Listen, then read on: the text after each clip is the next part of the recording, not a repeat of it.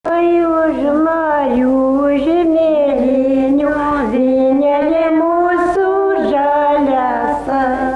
Stovi mūrai, mūrai mūravoti, vynelė mūsų žalias. Taigi turime vieną melodiją, vieną melodijos schemą. Ta schema, jeigu dainuos vienas dainininkas, tai dažniausiai bus taip, kad vis dėlto dainuodamas jis varijuos. Vieną posmą, pirmą posmą padainuos su vienais vingeliais, ar netgi ne vingeliais, o struktūrinę natą kažkokią pakeisdamas. Kitą posmą šiek tiek kitaip. Jeigu pridėsime kitą dainininką ir trečią, kuri dainuoja tą pačią melodiją, čia mes turime galvoje vienbalsumą, bet kai yra grupė žmonių. Ir kai jie su ta vienbalsė melodija, su jos schema elgiasi pakankamai laisvai. Aišku, ne bet kaip, bet tradicijos rėmuose. Taigi, jeigu tą pačią melodiją vienas dainininkas apipina vienokiais vingeliais vienose vietose, kitas kitokiais, arba net pakeičia tą struktūrinę natą, struktūrinį garsą, mes jau girdime nebe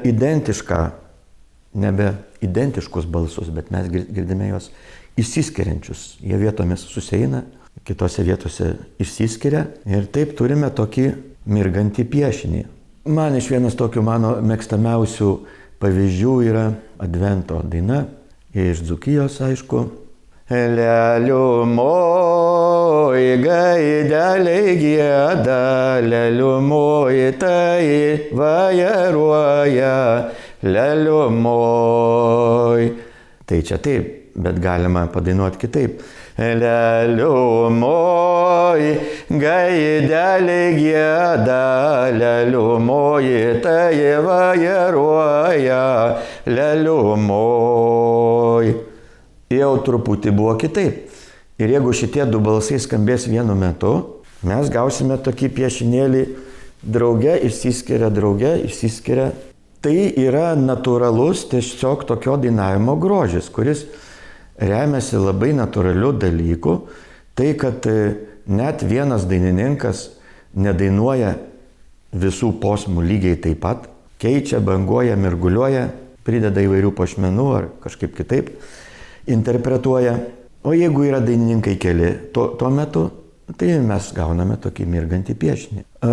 Ir aišku, tai yra būdinga pirmiausiai Dzūkijai, todėl kad vienbalsumas būdingas yra pirmiausiai Dzūkijai. Tačiau, kaip jau buvo minėta, daugiabalsis dainavimas gali būti, sakysim, su tam tikru priedu heterofonijos, kai pritariantieji balsai dar tarpusavyje išsiskiria ir tas išsiskyrimas nėra fiksuotas, nėra netgi daugmaž fiksuotas. Jeigu jis yra daugmaž fiksuotas, tai yra vienas reikalas, bet kai jis yra tiesiog visai laisvas, galim tada gauti irgi tokią heterofoniją daugiabalsume.